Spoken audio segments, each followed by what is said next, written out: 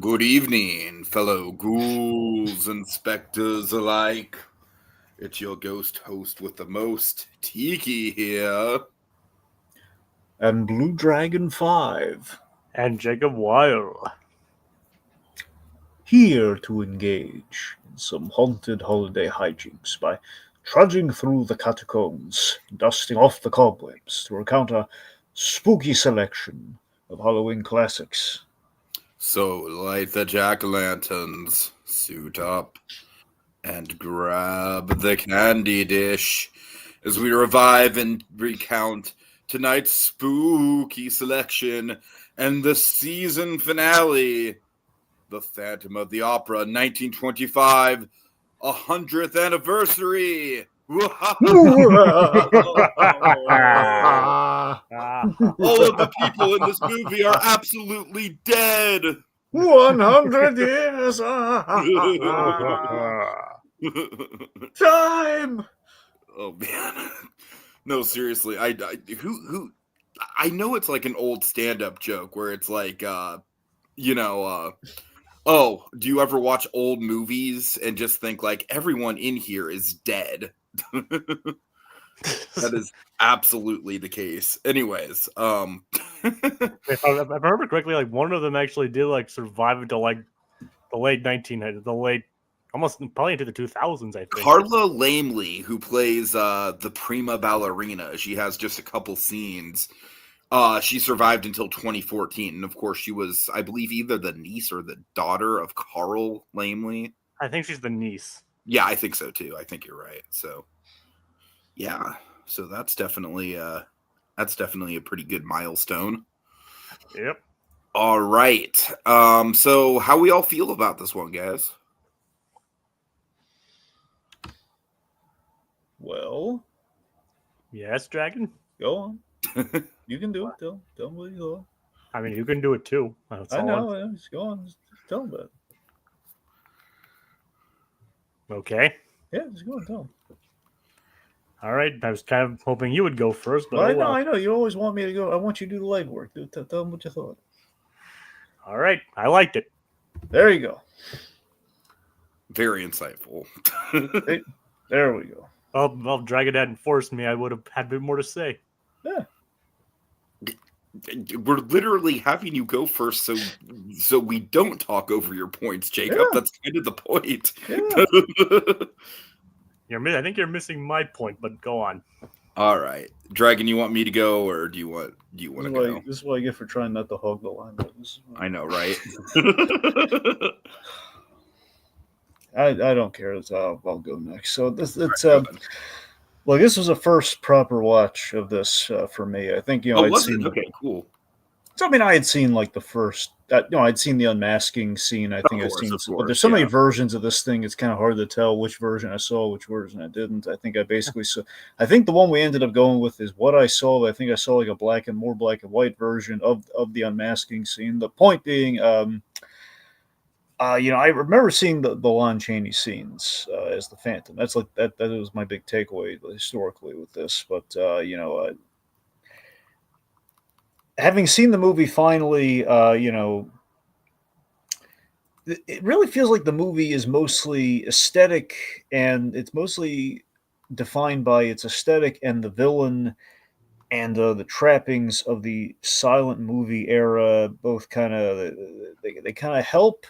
And they hinder in that it kind of shortchanges, like the relationship that we're trying to kind of put on focus here with the Phantom, where it's which, as we saw, like, the pop culture and everything, later versions and later adaptations, Andrew Lloyd Webber's, I guess, most memorably, we really made a meal out of, we made the Phantom sexy. Like, even the unmasked version of the Phantom is sexy in that version. Exactly. So, like, as it kind of time is when we really were able to develop that outside kind of the silent era. And I think, so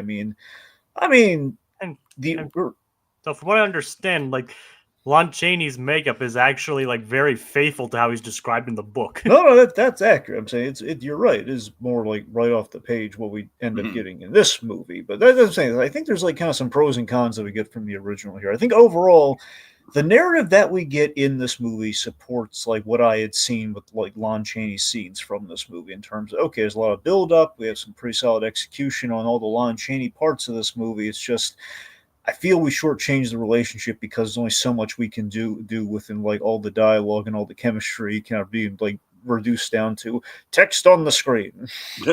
Yeah. Well, I mean, yeah.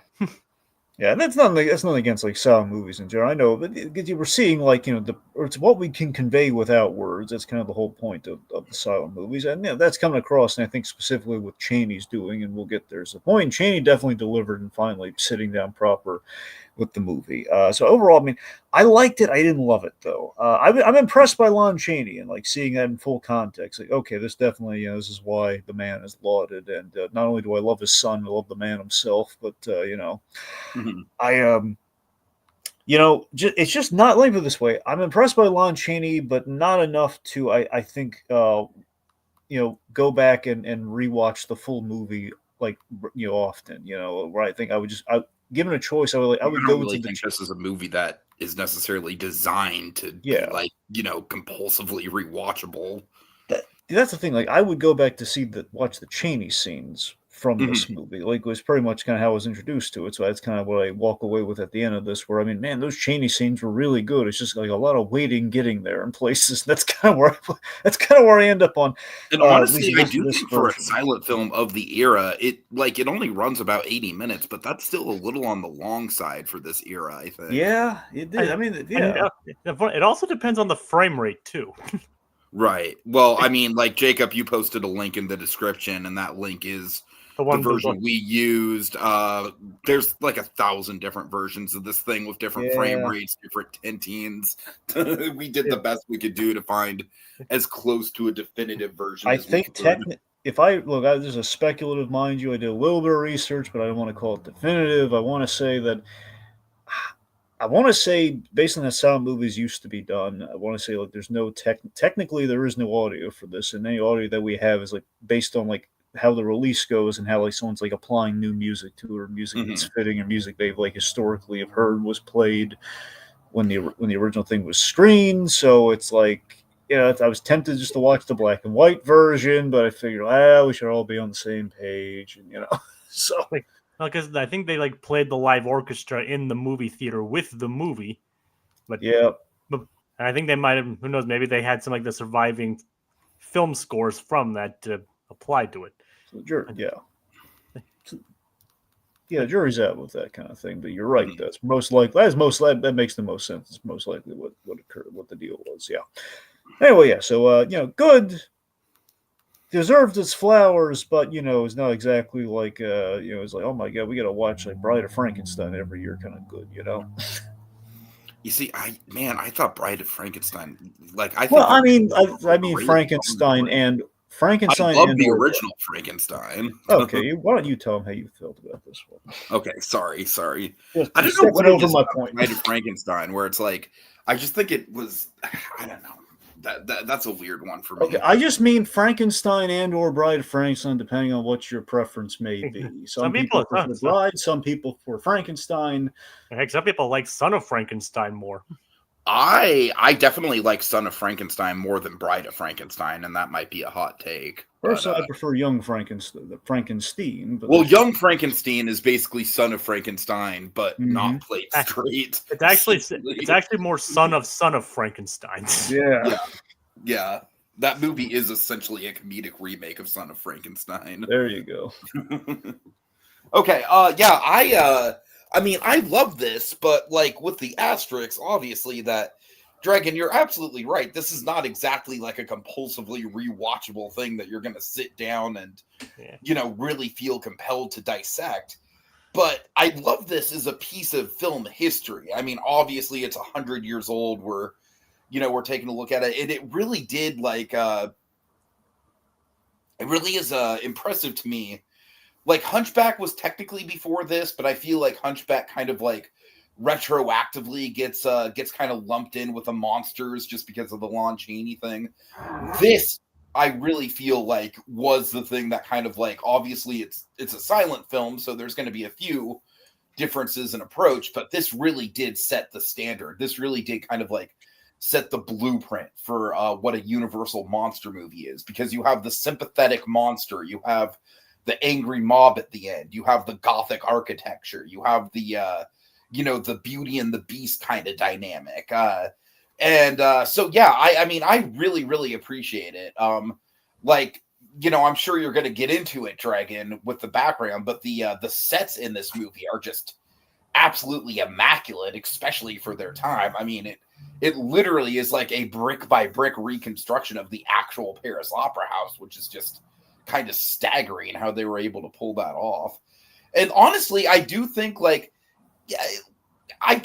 buildup works. Like, obviously, it's not going to work as good as something made today, because modern day conventional pacing wasn't around back then.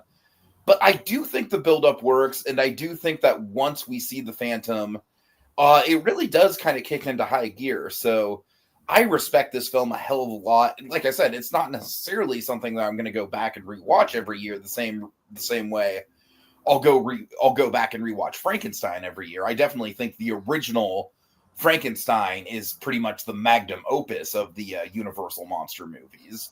But it's just a very, very important and very impressive benchmark, though, in setting up essentially the language of the Universal monster movies. All right, so guys, we have a lot of comments that we need to get to really quick. I won't spend too much time on him. Let's see. Little Blue says, total opposite for my Halloween reviews. I opened with this. Yeah. Cool.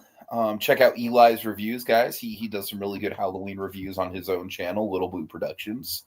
Plugging him. All right, we have Slusher Fred in the comments saying, I think what makes the original Phantom of the Opera such a classic movie, it was part of the original Universal horror. Lon Chaney Sr. had played a lot of famous characters during that age of the silent era. Including the Quasimodo from The Hunchback of Notre Dame. Which was basically his audition for this. Exactly. It's exactly what happened. Lon Chaney was also originally supposed to play Dracula in the 1931 adaptation, but he died before production began. However, he got to play the role in Son of Dracula. I assume that's Lon Chaney Jr., Yeah, right? his son. His son, however, got to play the role in Son of Dracula. Mm-hmm. Okay. Eric the Phantom is what we think of the outsider, those who are deemed different and those who do not fit into society's expectations of the normal. Yeah, I mean, he's definitely got some homicidal tendencies, but in a lot of ways there is kind of that sort of like Edward Scissorhands kind of, like Outcast the Freak sort of vibe going on with this thing. Mm-hmm. All right. Theme Park Priest, he's saying, I haven't seen the original movie, but I'm currently rereading the book. Priest, by all means, go ahead and look up the movie, man. It's there, like we said, there's a bunch of copies on YouTube, so pick whatever version looks good to you. Well, I mean, also, literature's good. Mm-hmm. Just throwing it out there. Okay, and also Slasher Fred said in the 1940s, Universal did their lesser-known version with Claude Rains as the Phantom. Yep, which was such good casting, by the way. It is, yeah. Definitely lots of legacy here with the Phantom character. All right, Dragon, let's just dive right into background. Go ahead. All right, not going to be a lot of background here. Just like the cliff notes of it is, so Carl Lembley, the man who brought us some of the definitive horror films, Dracula. Also, by and large, the man responsible for the actual Universal Studios theme park. Exactly. Yeah. So Carl Lembley, and not to mention Universal itself. Yep. Yes. Carl Lembley, of course, producer. He's the man who built the universe.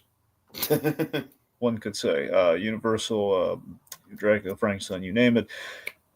He was, this guy was like one of the definitive studio heads. One could say one of the definitive guys at Universal. So he had traveled the world. He went to Paris on a trip, and he actually befriended the author of Phantom of the Opera, Gaston Leroux. And basically, in getting to talking with him, he's admiring the Paris Opera House. It caught his eye, and he kind of, I guess, in learning more about, kind of talking to the authors, like, I got this, I wrote this book, Fan of the Opera, which kind of is all about the Opera House. I think you should read it. He read it, and he fell in love with it, and he realized, oh my God, I'm looking for something to put this Lon Chaney Sr. guy in, because we put him in Hunchback, and people loved him. And these guys got talent. We need a project. We need a vehicle for him. We need something to. We need a star-making role, and lo and behold, it's like let's option the book, let's make this a movie, and one could argue. I mean, a lot of people will say Hunchback was the start of it, but you could also say, Fan of the Opera is kind of the beginning of the Universal horror monsters. I mean, like I said, I think Hunchback is more kind of like we retroactively like lump that in there just because of the Lon Chaney connection, but by and large, that movie is more a historical drama than anything else. Yeah. And it's safe to say that this is also Lon Chaney Sr.'s like defining role. This is the more iconic one. I remember I have like this set of Universal monsters, and both the Fan of the Opera and Quasimodo, like they're all, they look kind of like chess pieces in terms of like they have these little bases, but they're kind of like cartoony, almost Mad Magazine kind of like caricatures of the monsters. Like the Wolfman's like the Wolfman's foot is like like a bear trap or something, that kind of stuff. Anyway, so point being, it's like they're all kind of lumped in there with like the tomes of Universal and everything. So. Anyway, so read that on Monsters Unchained. The first two monsters you see are Quasimodo and the Phantom, so it's just like a double dose of Lon Chaney, right? Well, that's the thing. They put some Chaney in there just for the whole of it all there. We have no Universal horror without Lon Chaney Sr.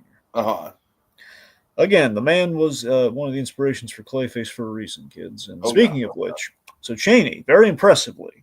He not only portrayed the Fan of the Opera, Eric the Phantom. He did his own makeup for the role.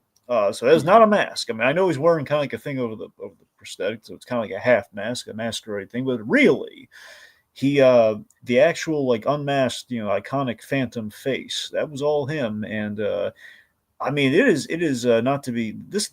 Chaney was a genius with makeup, and for an actor, think to this day it still looks legitimately scary, honestly. Oh yeah. So I mean, like he did a lot of really clever tricks for the time, though. I mean, they were kind of ahead of its time. Like the man knew how lighting worked in black and white, so he he's like adding like shadow around the eyes. I mean, that's the thing. I'm sure he's like probably graying up his face a little bit. Really, what he's doing is he's matching it as close to the book as he can, and he's like putting like giant he's doing the Brando thing. He's putting like the cotton in his mouth, but like so much like an insane amount of it to really jet his cheekbones out, and he's putting like this really painful thing in his nose to make that's his actual nose. It's like going up like that. That's crazy. And he's putting wearing a lot of wire and stuff around his face to kind of distort the features just enough. So that's pretty much his face, but just distorted through these really honestly painful means. Because apparently when they were doing the movie and everything, he would be bleeding regularly, like with the makeup and like for the acting that he's doing, and because it's like pushing the wires, which is grinding against his face and stuff. So he's bleeding during these takes, man. It's like this was like the consummate makeup and kind of suit performer, as we would kind of define him. This is like the Doug Jones of the 20s. Totally. Doug Jones very much is kind of a spiritual successor to Lon Chaney in a lot. Of course, I'm saying like the legends that we know, we all know and love. The Doug Jones, the Kane Hodders, what have you, the greats, the Boris Karloffs, etc. It does help that also a lot of these early silent actors were also stage actors as well. Oh yeah, and he commands the presence. He commands the stage, as we will get into. So, of course, silent movie, so no audio, but still there's a lot of expression work that goes into it. But of course, his backstory of having to learn sign, weren't both his parents hard of hearing or something? No, that is true. Because I believe Chaney, I think they were Jacob. Were they fully deaf or were they partially deaf? From what I understand, both of his parents were deaf. Yeah. So both of his parents were deaf. So again, so Chaney that very much knew how to really express himself. Both. Anyway, but yes, Tiki, you're right. As Slasher Fred is pointing out right now. Thank you, Fred. Well, there you go. All right. So the movie. So again, in terms of the, I figure we'll talk. We'll talk about talk about the set piece. The opera house a little later on when we actually get into the thing. But let's just say so. Overall, infamously, the movie was recut quite a few times. There's like a lot of versions of this movie out there because they didn't original. They shot the movie originally and they cut it and they put it in front of an audience. Audience hated the original ending. Essentially, was the Phantom kind of got a redemptive moment towards the end, which didn't play well, and then we did another one. That's where we get the angry mob from, but the problem is they padded it with like a lot of we had some comedy bits in there with like the stage hand earlier on, which is I think in the version that we saw, which apparently didn't go like, come on, man, why are you giving us all this padding? We want to get to the Phantom, man. Right. And there's a third version. I don't know if that's technically what we ended up getting here or not, but there's like 3 core versions, and then over the years that kind of cleaned up and just kind of like added music and the gels, which essentially, of course, the way when I say gels, folks, way back in the day, like going to Birth of a Nation, silent movies and the early black and white movies, they weren't entirely black and white. They had that's why you'll notice like color shifts in the version that we're talking about here. It's like Birth of a Nation. It goes from like sometimes some scenes are purple, some scenes are yellow, and that kind of stuff. It's just kind of like how the film stock was, and it's kind of how they did it back then. Another example is Nosferatu, where they if it was like a blue overlay, that means it would like be taking place at night. Yeah, that's kind of what what the logic was. They kind of like, well, we can't really do night or day or certain like colors. We want to express it, and anyway. Because it was also harder to film at night in those days. Yeah. So fine tuning black and white did take a few tries. I think until we got to like the 40s where we really cracking the code on that, really. But yeah, with stuff like Casablanca, the Maltese Falcon. Yeah, Maltese Falcon being a great example. Like that. Yeah. All right. So and again, that's why it's so hard to nail down a version to watch. Where again, I think you'll find like if you look it up like on Tubi or like Tubi has a version of Phantom of the Opera here, but it's in black and white. Picture looks great. No audio at all though, so it might be a long watch. Yeah, I don't think I could do that because honestly, even just the stock opera music from what we watch, I think it does help a lot. Honestly. So the Tubi version is like not even any music at all. Nope, nothing. That just sounds boring. That's what I mean. It's again, picture's great. The picture quality looks. It's almost kind of like you have to pick your poison. Either you get a better, like more authentic picture, or you get the orchestra. There's also a version on Shudder, which I think is like restores like the color version of the Masquerade scene. Yep. Yeah, the color version of the Masquerade scene is definitely like the only scene you kind of want color in, but really, I mean, in a way, the Masquerade scene is kind of the original girl in the red dress, if you think about it, because the Phantom really was meant to, that red on his outfit in that scene, which Slasher Fred does point out. I love the scene at the Masquerade where the Phantom is dressed in the red cloth. Yeah, I mean, I do think it's Red Death. Yeah, sorry. I do think that, it is meant to pop there, and that is a good use of like color back in the day, I think. It feels like if they it would have been impossible to do back then. It feels like we would have done the Schindler's List, Girl in the Red, Right. Would have absolutely done that back then. And due to the fact that this movie is in the public domain, it's like it's been Frankenstein to death. Oh, yeah. Now, actually, what's interesting about that, real quick, is since we are talking about this for the 100th anniversary, so ordinarily you think, we were doing this now because it's now in the public domain. Apparently, it did not have to wait 100 years to be in the public domain. It's been in the public domain for a while. Because it was like a kind of slipped through the cracks of Universal before. I don't know. Is it one of those things where because the book has been in the public domain? I think technically, I think it's because they didn't renew its copyright 28 years after its initial release. So yes and no, Tiki. Yes, what Jacob said is absolutely that's why it's in the public domain. However, with that though, the other Universal monsters, that's why they're in the public domain, but not the Universal movies quite yet. Right, Frankenstein and Dracula are in the public domain, but the books. Well, I mean, you can do a version of Frankenstein, like obviously Del Toro just did one, but you can't do the Karloff Frankenstein. Exactly, that particular design, unless you're Universal. It's basically the same thing like with Mickey Mouse. Like the original Steamboat Willie is, but the character as a whole is, trademarked by Disney. Right. Yeah. Okay, I think that about does it. So, yeah. All right, let's go to the opera, boys. Oh yeah, a night at the opera.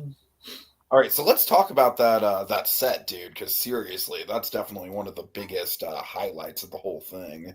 Yeah, so the Paris Opera House, just a great set. It's modeled after the actual opera house, pretty much. I guess Lemley just I would like to mention he probably took a lot of photos, or there were a lot of charcoal sketches too. So he probably had either sketched himself or had somebody to sketch it with him, and they brought all those sketches back when they were constructing as faithfully as they could. And apparently, there's a lot of levels, they call them cellars, like a lot of cellars and kind of like different like basements to the opera house. I mean, the movie nails the atmosphere. Oh yeah. I'm pretty sure that the set itself does still exist, but the soundstage that it was in is actually the soundstage that they got rid of to put Super Nintendo World in at Universal. Well, it's actually something next to Super Nintendo World. We don't know what it is yet. Was it something? Because I just know that it was by Transformers, and Super Nintendo was right by Transformers. And that's what I watched, like the 100th anniversary video that James Rolfe did for this. And that he basically said he said it wasn't exactly in Nintendo World, but it is next to it. Right next to it. Makes sense. My bad. So I do think that one of the things, as far as the build-up goes in this movie, that it does get right is that I do like the kind of like the blackmailing that's going on. I like the whole Christine being the understudy, and the Phantom is essentially like, you better let the understudy perform or else bad shit's gonna go down. Now, my read on the premise of this movie, and correct me if you guys had something like kind of different here, the vibe that I got was that so the opera house was sold to new owners after the old ones basically were scared off by the Phantom. The new owners are just kind of like laughing it off. It's like, oh, a Phantom, pshaw, and they go in the box 5. Oh my God, he's really there. Yeah, that's pretty much it. Yeah, which feels real estate subplots are also like kind of another standard of Universal monster stuff. Sure. But again, I like that there is kind of like a bit of like that ghost story kind of like classic element of like, oh yeah, we sold this to some sucker and they're gonna deal with the ghosts now. We don't have time for this. Sucker. So the performers and the stage hands, like we have a nice build up to the Phantom and the deformity, and then mentioning like just kind of like we have like the really cool shot of like the Phantom shadow all over the place, which also gives us the Lantern Man. Oh yeah. The Lantern Man being a holdover from one of the sound versions that cannot be uncovered. Did you watch the video I sent you, Dragon? Yes, I did, Jacob. All right, good. Yeah, because there's a whole mystery behind that is not entirely explained. Yeah, I mean, the presumption is that he is like it's kind of a guy establishing the wonders of sound for the Phantom, or at least like describing here's what Phantom of the Opera is, and then he like kind of like maybe a bit of a meta thing, He's like, hey, so there's a Phantom around here, so be on the lookout, folks, and there's going to be sound. Who knows? Maybe it's what they did for the original Frankenstein, kind of. Yeah, maybe. What? Oh my God! Can you imagine, like, in the world that we're in now, with like this, the epic Universal monsters area. What if, like, the Lantern Man was like your Coulson? What if he was your grounding connecting element? Like, he said the Lantern Man. It was just like, hey, it's like, oh yeah, so this is the monster made by Victoria Frankenstein. This is the this is the vamp. This is Count Dracula.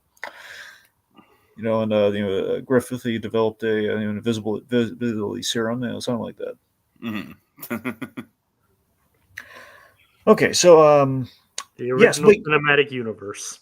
Yeah, wouldn't that be kind of neat though if the Lantern Man was the character? Anyway, so the Gothic scope of our set piece too, like it just plays really well in black and white. We're seeing shadows of the Phantom in the mouth of this giant bat for a moment, which looks really cool. And we have gargoyles and also, and it's just the whole movie is concentrated into this location, which was a really good call. Probably a cost-effective call too, but a really good call.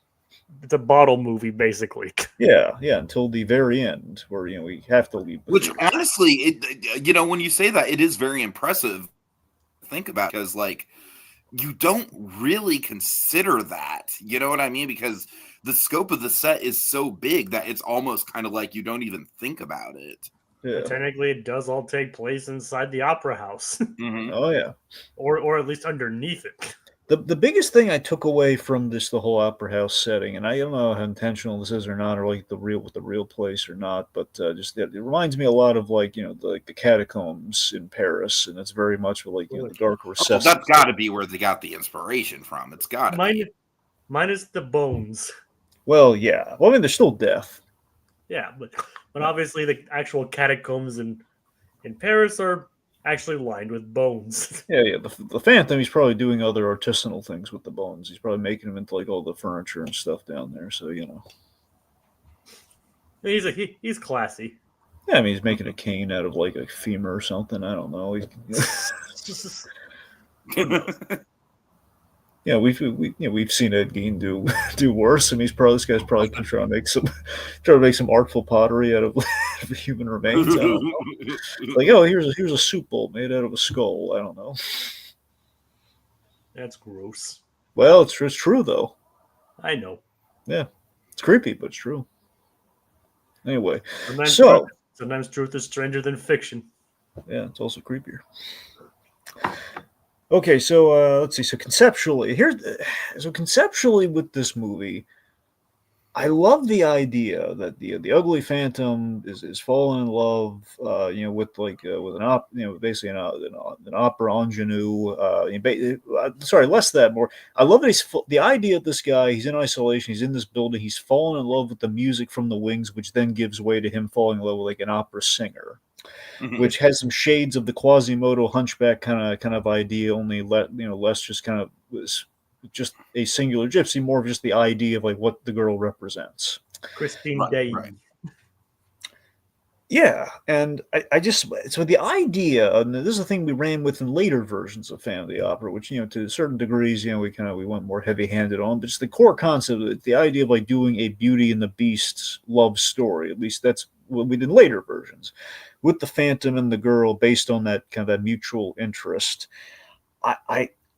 I think that's interesting, but I do, looking back at what we have here, it is impressive that we're very much going into like kind of almost a modern take on like how that story would play, where no, there's nothing romantic about that idea. It's obsessed stalker and crazy person that needs to be stopped. That's essentially what we were doing. I mean, back in the day, though, there was like, that sort of cultural awareness of this kind of stuff just didn't exist. Yeah. But yes, and again, another difference, as pointed out before, specifically in like the Claude Rains one, Eric was actually not born deformed there, but was just splashed with acid. It was pretty much Two-Face. Yep, more or less, But here he was actually born with this. I love that in Gremlins 2 we have a nod to both Phantoms, the Lon Chaney one and the Claude Rains one. Right. Because we scarred the one gremlin with the acid, and he wears like the Phantom mask, and later on we do like gremlin like is unmasked and he does like the Chaney walk. Mm-hmm. All right, so like Tiki was saying earlier, so again, the warning is like if Carlotta sings, there's going to be trouble, and I like that the Phantom is this is like a really great demented idea that the unofficial patron of the opera house is making demands. It's just the idea he's got very specific taste, and he's like, okay, well, the way I want to, or there's going to be trouble. It's basically he even plays up the melodrama, being like, if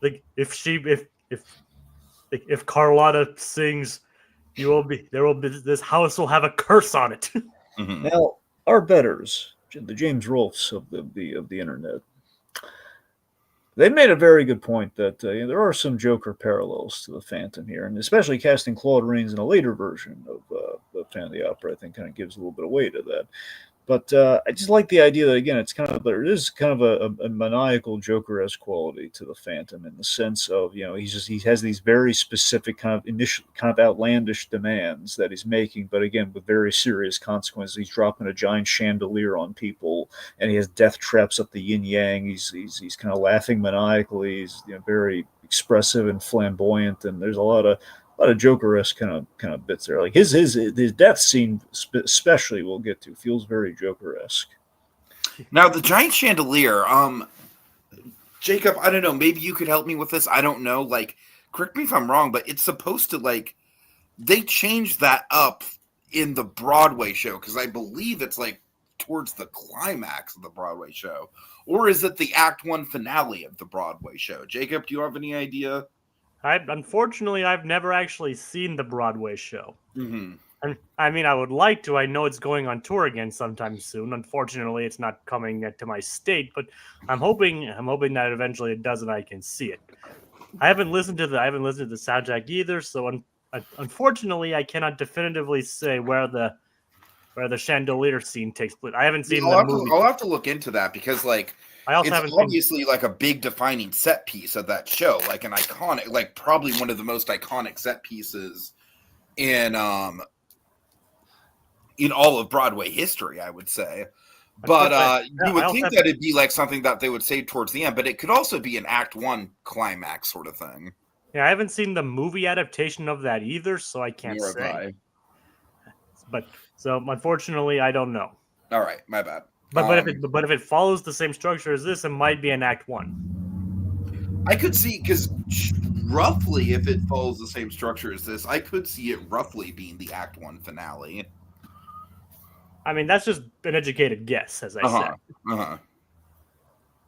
So, I mean, I'll see it one of these days. Because basically almost everyone and their mother has seen it already. We'll go see it someday. Oh God! And who knows? Maybe I can get some days off and go see it when it comes to a city close to me. Let's give them some balloons. We'll get there. Okay, Theme Park Priest says in the book it's quite early on. There we go. You know what? This is going to be a quick Google search, I think. Hold on. Well, either way, in this in the way they pull it off in this movie is actually pretty impressive. Yeah. I mean, they actually build also, much like the monsters of the 20s, the lights will flicker on and off. Right. And the walls will it is the end of Act 1. It is the end of Act 1. Okay, that makes sense. All right. And the walls will ooze green slime. Oh wait, they always do that. Somehow that's even scarier than everything else that happens in that episode. Yeah, there's piping issues at the Krusty Krab. All right. So, it's no joke, me boy. All right, but either way, like, yeah, the chandelier scene is actually admittedly pretty impressive for the time. For the time, absolutely. Yeah. Now let me ask you: Did we kill Carlotta, or is she like where did we drop the chandelier dropped in the audience or on the stage, which also crushes into the audience? I mean, it looks like it dropped to the audience, and even the Wikipedia article is ambiguous about it. The Wikipedia article, I reread the synopsis, and it says drop the chandelier, killing people. It's like it doesn't say Carlotta also died as well. Yeah, that's the thing. You'd imagine he would have just killed Carlotta, but that is one thing I will give this movie. A point against it, I should say, is that I do think that some of the plot points are a little hard to track just because of the silent film element. Yep. And like you think one person in the audience say, "Oh my God, he killed the opera singer," right. And not to mention, like, apparently different cuts have the scenes in different orders as well. Yeah, that's a whole mess. Yeah. So it's like maybe in some cuts he did. It is confirmed that she's dead. And who knows? In others, it's not. But in the version we watched, it's ambiguous. Mm-hmm. But either way, like, the tension and the actual dropping itself is pretty spot on and pretty well executed for the time. Yeah. Obviously, watching it in more high definition, you can tell when there are obviously scene cuts and jumps when they reshot the scene and all that. I mean, the lights are flickering because it's kind of hard to drop it like in camera. But like obviously back then it probably like on the way that screens worked then it was probably harder to tell. Yeah, we only got one chandelier. We want to do this right. Oh God! I mean, you're probably not wrong, honestly. I mean, when I mean that, I meant like in general in other scenes when the shot is the same, but you can tell like the actors just like shifted slightly. Right. But I'm just saying like plus they had to kill some of the stunt guys, But either way, my point is it's hard to tell considering the projectors back then, and probably the frame rate as well. Will all the stuntmen with families leave the scene, please? Oh God! All right, so impressive chandelier aside, that really starts kicking things into high gear when we also haven't talked about Shagny yet though, like the Count and his brother. Yeah. So let's do that. Okay, go on. I'm not gonna lie. I find the characters in this movie a little hard. Like Dragon already kind of alluded to it a little bit with his thesis, and I kind of agree. I find the characters beyond just the surface level, like love triangle of it all, a little hard to follow. It's kind of like, what if the old guys from the Muppets? What if Statler and Waldorf actually ran the Muppet theater? Right. It's kind of what those guys feel like. Well, the main one is in love. Is a former lover of Christine. Yeah. But that obviously puts him at odds with the Phantom. Mm-hmm. Yeah, so Raoul. Victor Raoul de Chagny. Yeah. So, or Vicomte, rather. Right. And Christine has basically been hearing voices as of with the Phantom, who is basically trying to turn her into a star. This is where the movie falls apart for me just a little bit. It just feels like we really shortchanged things because I'm not sure how much of that is due to just the silent movie format or not. But it's like the whole Christine and Raoul, their love story is very paper thin. It doesn't really I think the idea is he doesn't support. I mean, to be fair, I kind of feel like it's just like that across the board in these adaptations. I don't necessarily think Raoul is that deep of a character, even in the Andrew Lloyd Webber version. And basically, he's just kind of like prototypical love rival. Yeah, we're just trying to establish, okay, there's an in for the Phantom where it might work out. And that's kind of what the idea is. Like, there's a little wavering going on in the main relationship. So yeah, maybe the Phantom's got a chance. Maybe we should, later on, we should root for the Phantom. Back in the 20s, no, run away, girl. Run away from that Phantom.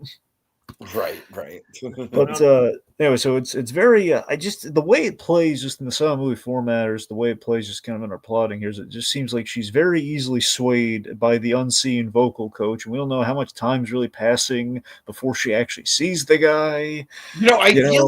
I feel like it's a cool idea. I just think it's very limited by the actual trappings of the silent film setup. You know what I mean? Which, I mean, like what there's like on paper, this sounds like a pretty good idea, but just like in practice, it just goes by in a minute like that. It's like I don't feel any emotional connection at all there, and we just have a cool mirror entrance. That's about it. Right, exactly. But we also have to look at it from this. We're literally watching this movie 100 years after it released. Films were a lot different back then, kids. I mean, if it was made today using basically the same techniques, they would have they'd probably have more time to establish these things. I would honestly be very curious, and I don't know how likely we'd be to get it, just because I feel like the musical has just pretty much cannibalize the pop culture awareness of Phantom of the Opera, but I would be very interested to see a remake in the same vein as Del Toro's Frankenstein for the original. Now, wouldn't that be great, Del Toro doing Phantom of the Opera? I mean, I don't want to pigeonhole the man, but yeah, I could see him doing it well. Well, you know what I mean? Honestly, I can see Robert Eggers doing it really well. I'll be honest, Del Toro, I think he's pretty much exclusively done, with the exception of Pinocchio, he's exclusively done horror, hasn't he? Pacific Rim. Okay, except Pacific Rim. Yeah, Pacific Rim, yeah. Everything else is at least a horror element to it. Yeah, I mean, like, if you want to look at Pan's Labyrinth as like dark fantasy, that's kind of splitting hairs. And like even The Shape of Water is more like romantic dark fantasy. Well, that's what I'm saying. And Hellboy is like, it's certainly gothic, but it's more of a superhero movie than anything else. This is what I'm saying. That everything aside from like Pinocchio and Pacific Rim has had, even that Pacific Rim has monsters in it, but I'm just saying overall though, it's like there's like a real monster kind of like horror kind of leaning within the material. Like the Gill Man from Creature from the Black Lagoon, he's in Shape of Water. That counts. I mean, I can totally see him like doing a movie like this. Yeah. Plus, there's romance in it. He loves the... At least, well, not in this specific version of it, but I'm saying if he were to kind of cross-pollinate a little bit, there could be romance in this version. Which he excels. I love it when Del Toro does romance. Anyway.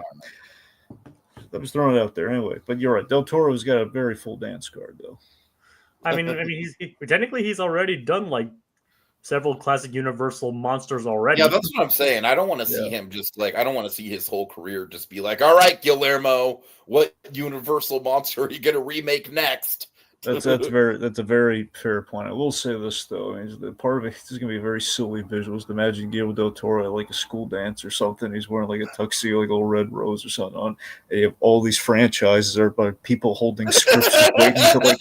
Oh, I hope Guillermo, like Del Toro was like the belle of the ball with all these like.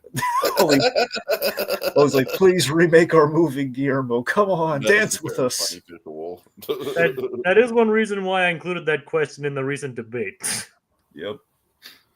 All right, let's see. So, also with my favorite bit with the construction of the set, I love like the Black Lake, kind of like almost not gondola, but what do you call the thing in Venice? The what? Again, the gondolas. Yeah, it is just the okay. Okay, yes, the gondola rides. The gondola boat rides that you can ride in Vegas for like $100 fucking for like a 15-minute ride. Yeah, I went on one of those once. Yeah, I'm the only one in this group who hasn't been to Vegas. That's true. So I am still having war flashbacks of my time in Vegas, dude. I am never going back. Well, no, Tiki can't go back to Reno. Well, I don't want to go back to Reno, Dragon. I can. It's right there. It's pretty close to me. It's like a 2-hour drive. I just don't want to go back. Yeah. Anyway, Vegas, I pretty much like. I'm not barred from it by any means, but I physically just can't. I can't handle it. There was that time he went into that casino. They took him back with the hammer, but we don't talk about that. That stays in Vegas. I at least want to go see Penn and Teller. Oh, you just turn on and watch Penn and Teller, Jacob. Honestly, it was between Penn and Teller and Carrot Top as far as which show I was going to see. I can't believe you picked Carrot Top over Penn and Teller. Or Cirque du Soleil. I would like to see Cirque du Soleil too. Honestly, Dragon, the big thing that led to that decision is just the venue. I really wanted to see the Luxor, and the casino that Penn and Teller perform at is kind of like slightly off strip. So, yeah, no, you're right about the Luxor is pretty cool. That was honestly the main reason. I was like, okay, I want to see something at the Luxor. Carrot Top, that'll do. How was Carrot? Was Carrot Top good, by the way? When you he was amazing. He was genuinely the best stand-up comedian I've ever seen live. Yeah. Did he look like he was in good shape? Yeah. Oh yeah. What I really respected about his show is that it was kind of like 1/3 stand-up, 1/3 prop humor, 1/3 storytelling, and he blended all that together really, really well. So enough about Carrot Top. What's about Lon? Carrot Top is the true universal monster. So Lon Chaney, as the Phantom, of course, MVP of the movie, as we mentioned, did his own makeup, suffered for his art in every way. So again, like the mask that's covering his face is the unmasking at the organ. Just this great iconic. I think the way that scene plays, it's honestly 100 fucking years later, still damn suspenseful. You know exactly how it's going to play out. You know exactly how it's going to go. But the editing, the way that she keeps reaching for it and pulling back, it's masterfully done. And even a couple of times when he's like looking back, almost like he's silently daring her to do it. Exactly. Yeah. But again, the control he has after that happens, that's where he really comes out. That's where it's like, oh, It's Chaney one of knows the what he's great doing. jump scares in all of cinema. And it's hard to even call it a jump scare. It's more just a visual scare. I forgot how covered he was because I was initially here's the thing because we're all just kind of groomed with the the later versions of Phantom of the Opera. You're expecting like the half mask and everything, so I was expecting like the half mask.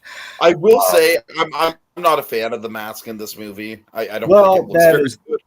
see that's the trade-off there. Okay, here's the thing: the pro of the acid scar, amazing fucking makeup, but the mask looks a little cheap. that's the thing. Okay, so the trade-off is the acid scar phantom that we get later versions, and it's an iconic look with like the half mask. It looks good, but logically that would never work with the Lon Chaney makeup, like the true faithful awesome looking like unmasked Chaney phantom. It just wouldn't work because again you'd be able to see him like all the way through versus like a tiny little like ugly acid scar. The thing is, the skull mask he wears later is more effective. It looks great. I love the skull mask. Yeah. But I can kind of see where they're going for with this one. So it's like it's a relatively normal mask, and it looks just like kind of like a regular human face, kind of like the face he desires. No, that's what I'm saying. Like this is like it definitely begets. I think it looks great on camera. No, Tiki, I think you're right, but it does beget what we get with like how we improve it in the later versions. Okay, let's kind of take what he was going for there, make it kind of better, like fitting like the disfigurement we're working on that guy. Now, only we could like combine like Lon to like the ghastly look of Lon Chaney's like with not necessarily but the same kind of like fake mask, but like more of like a full covered mask. You know how they should do it? How? They should pull Darkman. Yeah, that could do it. Think about this. Imagine if like basically we did an inverse of the Phantom of the Opera mask where it's like we have like the one section like for Darkman, he's like the one section that is not not destroyed, that is his actual face. But we did the other like 3/4, and that's what the mask covers. That could work. Yeah. And Darkman's also a Universal movie. Yeah. So I think it is. Yeah. Yep, That's one I absolutely need to watch. I still haven't seen it. Oh, Tiki, yes, you gotta watch. No, I know. It's a blank spot. So it's come full circle. It's back to Universal. Yep. That's Raimi, right? Yeah, that's Raimi. Yeah, it's Raimi because Raimi wanted to do The Shadow and they wouldn't let him, so he did Darkman instead. It's like okay, you can copy it, just don't make it exactly. So in a way, it's almost kind of like a Nosferatu. Yeah, I won't use Alec Baldwin. I'll use Neeson. It's like okay, I won't. I'll let you copy, but just don't do everything exactly of mine. All right, I got you. All right, so we have the iconic reveal and just the skilled silent film star that he is with that original makeup. It's iconic. 100 years later, still holds up, which is very impressive to say the least. He commands the attention. He conveys everything he needs to. The theatricality. There's a theatricality to him later on too with the Red Death outfit as well. So the man, I love he's a guy who's lived. I feel like as the movie goes on, he just gets more and more brazenly theatrical and willing to like just put himself out there, and that's kind of part of his arc. Which makes sense for like a character who's like basically living in an opera house. He would be theatrical. He would, he would have access to all these costumes and stuff. He would just kind of like ham it up a little. Yeah, so with his backstory, so apparently in the book, the original book, it was like an unexplained deformity, which is what we represent here. The only bit of sliver of background we really get in this movie that I think is also in the book maybe is that he was basically in the second French Revolution he was a French torture specialist where which is why he has all the death traps in the opera house. And I want to say what happened was like after the second revolution he basically was kind of imprisoned in the bowels of the opera house, and it's kind of was sort of his prison. He just kind of that's where he lived. I think this movie is like he escaped from Devil's Island. Like, I think it's like an actual like penal colony. Oh, there you go. Then that's probably what it is. I remember there was like one version of the script. I think I read this somewhere where they were attempting to give an origin to like the Lon Chaney, kind of deformed face that we have here, and that was going to be, he was basically as a punishment he was like fire ants were eating his face. But they were they contemplated shooting that, and then it was not in the budget. You're there, they just realized, well, let's just stick close to the book, keep it simple. Let's stick with the opera house as the prime location. Let's not do flashbacks. Let's keep it simple. And considering Universal's later output, it is kind of surprising how actually close to the book this movie is.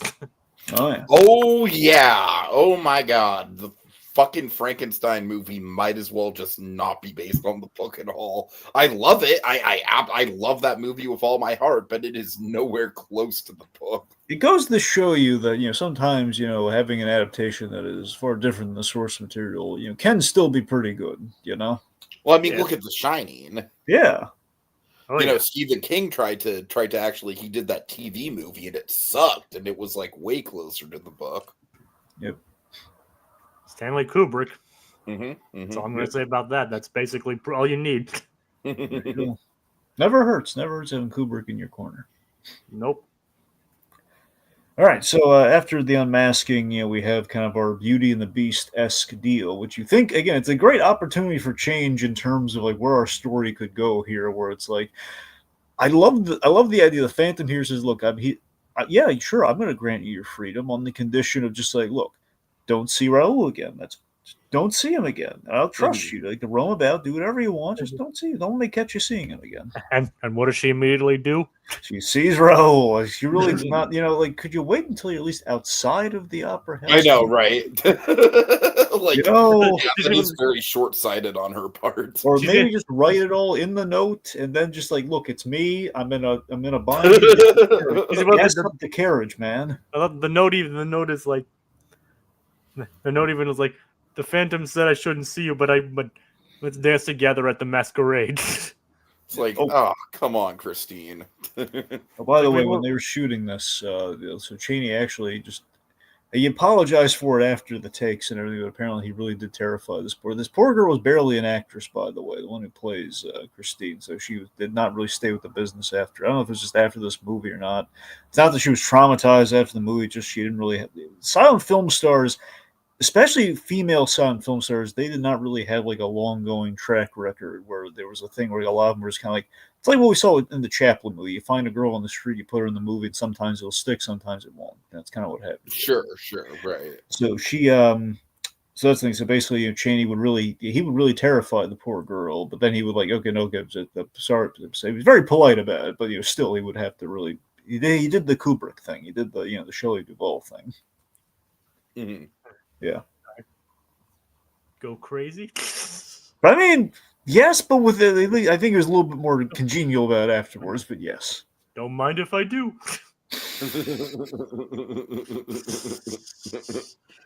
All right.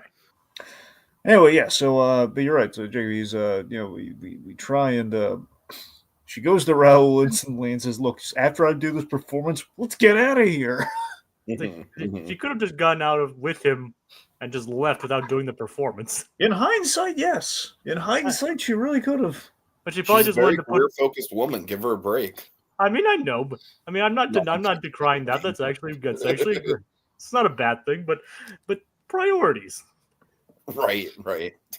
I mean, maybe she's like doing it so like some people's like, oh yeah, she's a great actress, or she's a great opera star. But it also did put her back in Eric's crosshairs. Yep. So the Phantom so Eric overhears this plot, and we have very memorable. This is a really excellent shot here. We have like he's like up with the gargoyles overseeing them. Maybe it wasn't. You should look around especially later on. She says, "I think he knows." But why do you think he knows? One of those things where it's like, it's just kind of that silent film suspension of disbelief. You know what I mean? Yeah. I mean, it doesn't take away from the impact of the scene, though. I think it's a really good visual of like the Phantom upset, like I'm betrayed. So like, she betrayed me. Yep, and he goes on a very Joker-esque rampage where he's just killing people left and right. He's killing the stagehand. He's got the death traps of the yin yang throughout all the cellars of like all the levels of the opera house. And then and then during the performance, he kidnaps her again. Yep, and it's up to now. This is a big for the sake of the plot, this was the reveal only for okay, we need help for the third act here. The guy in the fez that we established earlier on, so apparently he was a secret police guy who was investigating the Phantom. It's Ledoux or something. This guy, so. The guy in the fez, he's going to help Raoul save our damsel in distress, which is AKA the pretty girl, Christine. Pretty much, yep. So he is in the story in the original book though too. Well, yeah, no, sure. I'm just saying it kind of comes out a little randomly here. It's like, oh, that's what that. Okay, so he's a member of the secret police. Well, that came out of nowhere, but yeah, okay. And again, I kind of feel like even Raoul and Christine are like barely characters as far as like they barely have personalities. The Phantom is like the one character that actually gets to shine as far as personality goes, and then everyone else is so auxiliary that it's like they barely even have any time to breathe. But again, it's not so much the movie, it's just kind of like that's just the way that silent films kind of had to go, because there's only so much you can do with the title card dialogue. Yeah. Yep. Also, something you'll notice with a lot of silent films, because I'm just thinking going back like Birth of a Nation here with this, is like, there's a lot of just like locked room stuff where it's like, wait, these two men, they're locked in a room, and they're not doing well. They're very upset about it. I think the best silent films are the ones that like really, really take advantage of the sets. Like, I mean, Caligari is, of course, like a prime example of that, where it's like Caligari is essentially just a slasher movie. It kind of set the it set the stone for it sets the stage for the slasher movie in the same way this set the stage for the, the Universal monster movie. But obviously the biggest part of Caligari is just the sets. Nosferatu. Nosferatu. And honestly, I do find the human characters in Nosferatu like almost aggressively boring. I'm not gonna lie. Yeah, no, that's accurate. That's another movie it's another silent era movie that does rely more on atmosphere and sets than the actual characters. And there's a reason why it's still considered a seminal horror movie, nonetheless. Is it fair to say that at this point, I think the original Nosferatu has just as much pop culture relevance as the Lugosi Dracula? Probably. I mean, it's up there. I think they're pretty neck and neck. Has anyone actually seen the Spanish Dracula? I have not sat down and watched the whole thing. I know of it. Likewise, I know of it. I've not watched it. Yeah, me neither. I mean, I definitely think there's some interesting elements to it. Like, as far as I know, the cinematography is a lot more ambitious. No, because they saw what they filmed it at night, saw what the American crew did, and then basically just said, we can do better than that. And they did. Right. Basically, they built on top of it. Unfortunately, they didn't have Lugosi, and that's kind of like the reason I haven't sat down and actually watched it. Yeah, they just had El Dracula. God, El Dracula. Yeah, El Dracula, Tiki. And even Nosferatu has had two different remakes now. Mm-hmm. With the why am I blanking on it? Werner Herzog one, and now the Eggers one. Who played Orlok in the Herzog one? Klaus Kinski, I think. Okay. And then there was also Shadow of the Vampire, which I just saw, which is about the making of Nosferatu, kind of leading into the whole like Max Schreck was actually a vampire myth. Nice. But honestly, kind of like not to give away too much of what I thought about that movie, but like Willem Dafoe plays Max Schreck. And it's very hard for me to separate the meme of Willem Dafoe. It's just like, oh, Willem Dafoe's just being a creepy little guy behind the scenes. It's just Willem being Willem. It's like what if Willem Dafoe is actually the vampire? Right, yeah. He would be the most casual vampire you've ever seen. Basically even coming in with sunglasses, like. This is my coffee. Where's the blood? I'm like, myself. Where's the blood in my coffee? I happen to be somewhat of a vampire myself. Yep. Oh my god. So what you need to do with her than bite. It came out in 2000, so it was literally like right before Green Goblin. It might have been the very, I think Spider-Man might have been the very next movie that he filmed after that movie. Do what you need to do with her, then bite her fast.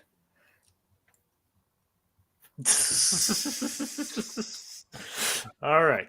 They'll turn on you, Renfield. Eventually, they'll hate you. All right.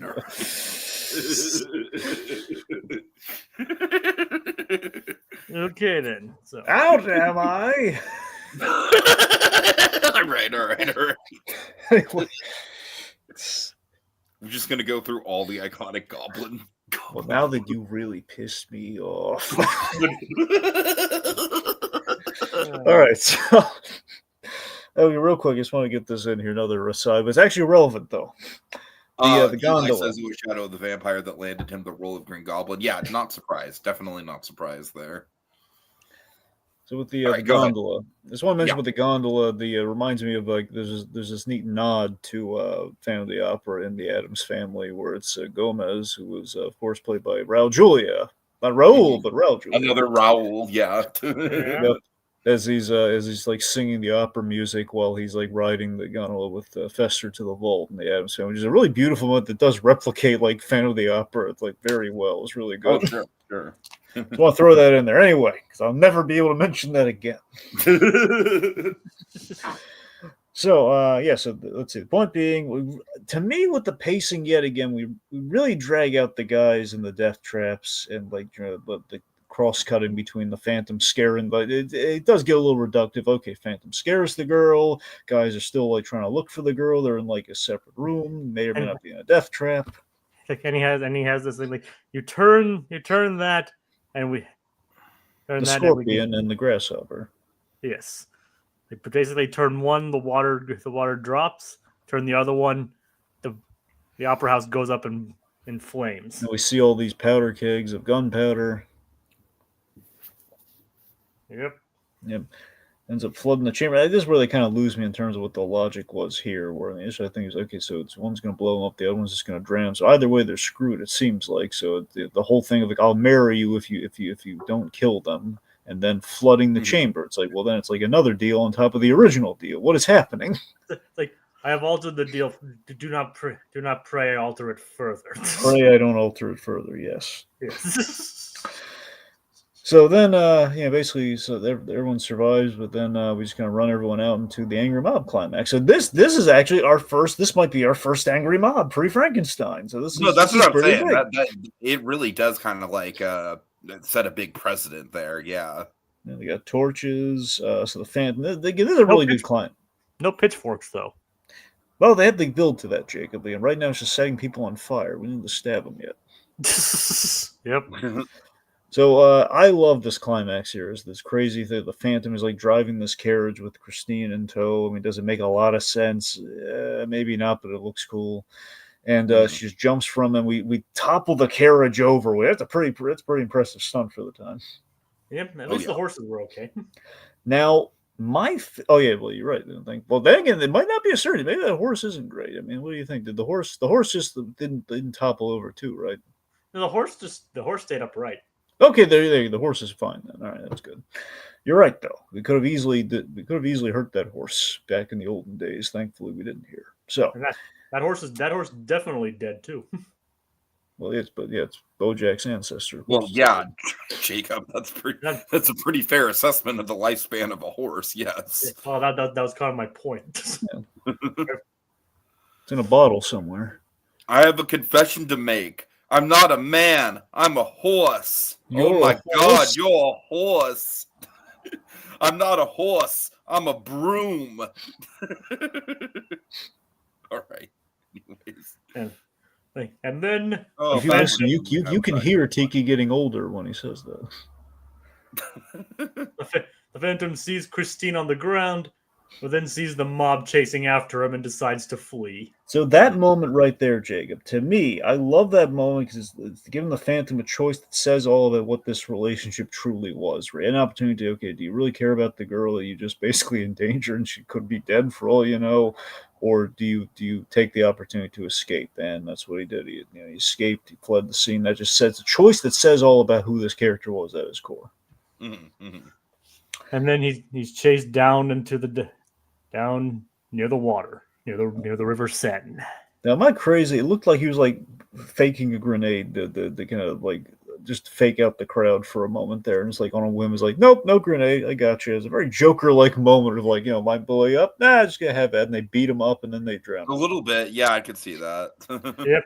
And then they basically, you see him. I mean, it's blocked a little bit by the partition, but you can see like them stomping on him, like beating him with the poles and things like that. Initially, I really thought, oh my god, they're just gonna beat him to death, and that's kind of what the movie's gonna end. Oh my god! But then they just toss his body, obviously a fake dummy, into the river. Now, I do think that the ending is very abrupt. I don't really think the movie is very well, again, they kept changing the ending, so I mean, it is also common in a lot of these Universal horror movies for the movie to just stop. I mean, honestly, Son of Frankenstein pretty much pulls the exact same thing, where it's like, oh, monster's dead. Okay, we can go home now. Bye.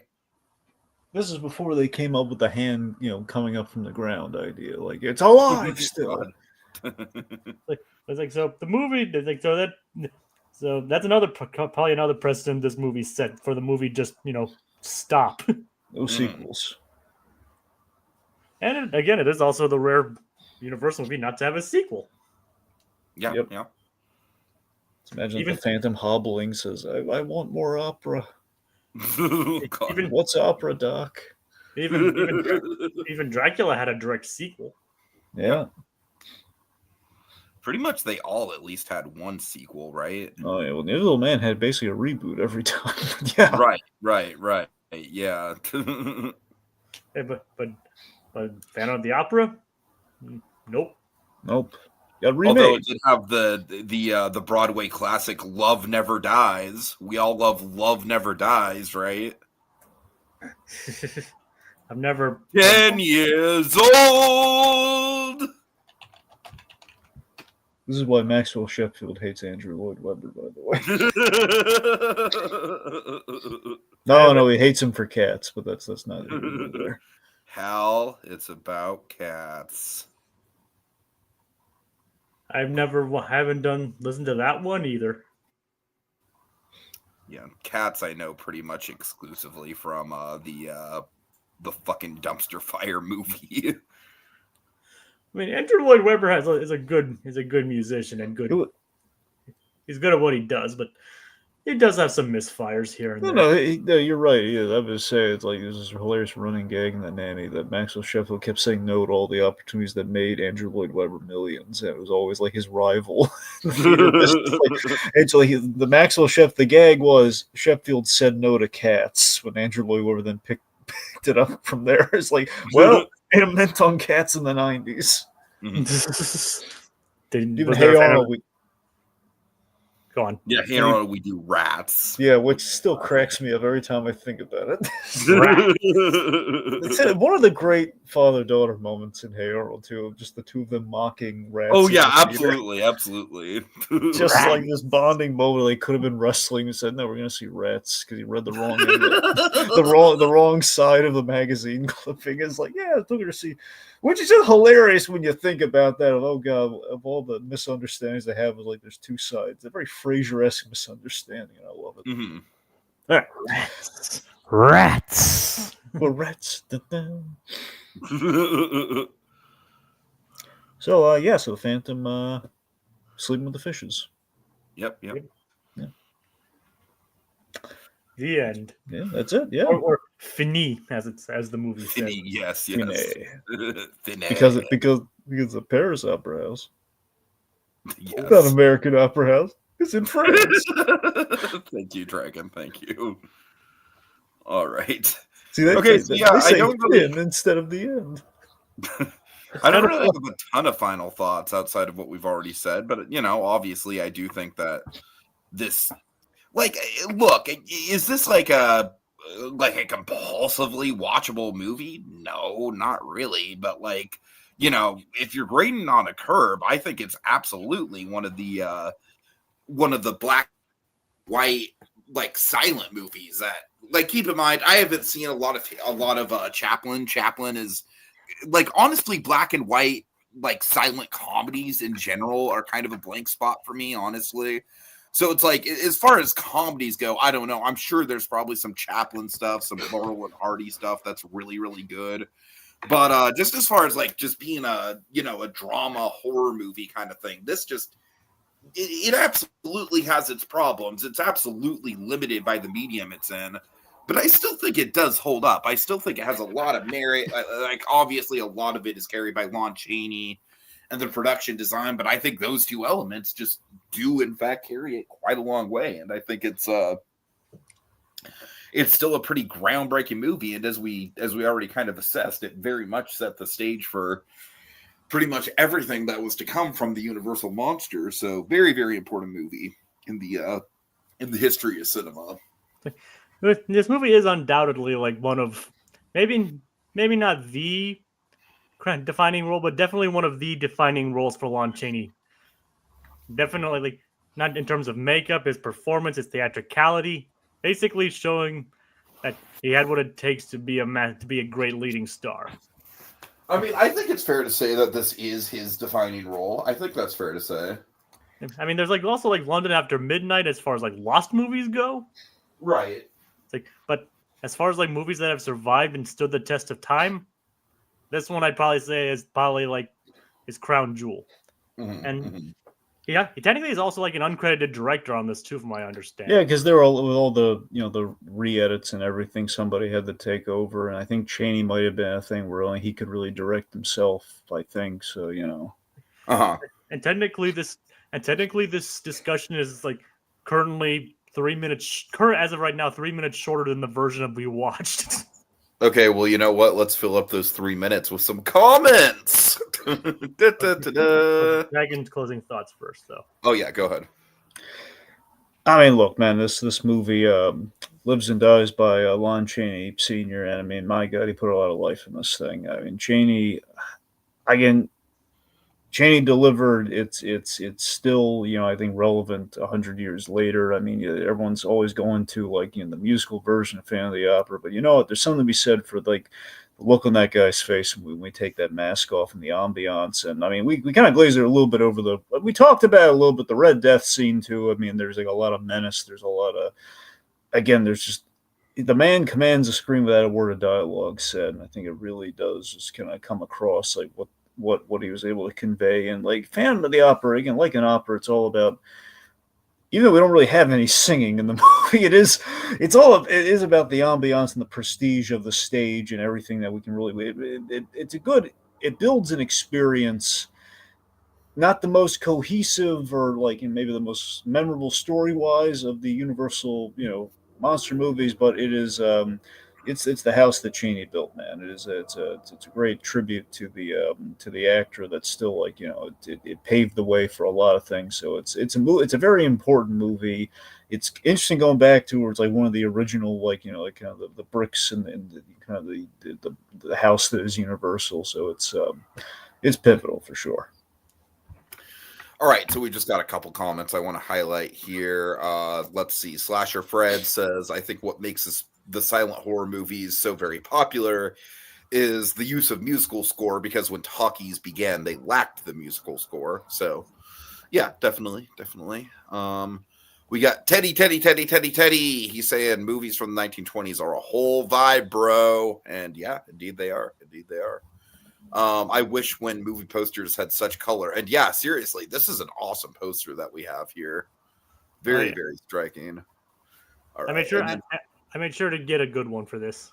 And then finally, the most important comment of them all, Theme Park Priest says, "Good buffet at Luxor." So yes, valuable information, Priest. Valuable information. All right. Yeah. Okay, so and it's been that rounds out our haunted holiday hijinks for the year, gentlemen. I think this has been a good year. I was only involved in about half of them, but that's okay. As was I. Right. So yeah, big thanks to Little Blue, Slasher Fred, Theme Park Priest, and Teddy. You guys rock, and let's get out of here. Well, folks, all spirits grow weary. Wait, hold on. I need to actually pull it up. I'm sorry, Dragon. Lon Chaney Sr. He is not, folks. No, I never made any illusion that I was. No, It is in the private chat. See, if he grabbed people by the lapels, he could be Lon Chaney Jr. though. It is saved in the private chat, Tiki, though, just to be safe. I'm not seeing it. Yeah, I don't think he's gonna be able to. That's weird because I can see it. Well, you can probably see it because it's from earlier, but that's okay. I got it. Sorry, guys. Jesus Christ. Oh my God! Of course, now my laptop decides to be all laggy. This is why Tiki was born for the silent era. Should I just say it then, since I can see it? No, I got it. Okay.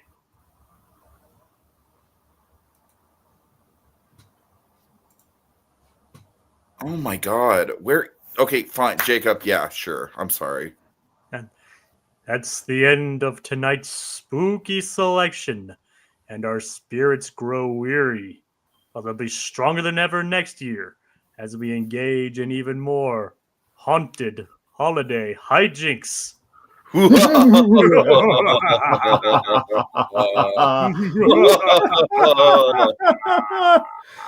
Give me the gun, Meg.